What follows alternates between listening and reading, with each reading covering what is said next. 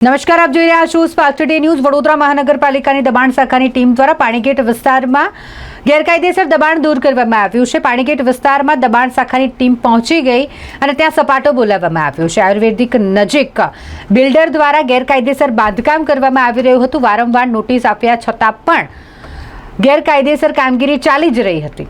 આખરે ફરિયાદ મળતા પાલિકાની ટીમ ત્યાં પહોંચી ગઈ અને આ ગેરકાયદેસર બાંધકામ હટાવી દેવામાં આવ્યું છે। ગેરકાયદેસર દબાણો દૂર કરવામાં આવ્યા છે।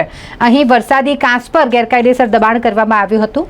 નક્કી કરેલા માર્જિનની બહાર સતત ગેરકાયદેસર બાંધકામ થઈ રહ્યું હતું અને 4 માળની બિલ્ડિંગ બનાવવાની તૈયારી હતી, જેને લઈને પાલિકાની ટીમ ત્યાં પહોંચી ગઈ અને આ ગેરકાયદેસર દબાણ દૂર કરવામાં આવ્યું છે।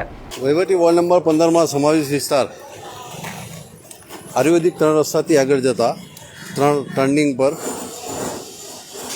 બિન પરવાનગીનું ગેરકાયદેસર બાંધકામ ગ્રાઉન્ડ+3 તેને હાલ દૂર કરવાની કાર્યવાહી ચાલુ છે। Deputy TDO Shri, building inspector Shri, surveyor Shri અને દબાણ શાખાની ટીમ સાથે રહી તેમની સીધી દોરવણી હેઠળ હાલ ગેરકાયદેસર બાંધકામ દૂર કરવાની કાર્યવાહી ચાલુ છે। કેટલું બાંધકામ? ગ્રાઉન્ડ+3 આખું નહીં, એટલે માર્જિનની અંદર જે વધારાનું બાંધકામ છે ગેરકાયદેસર તેને દૂર કરવાની કરે છે।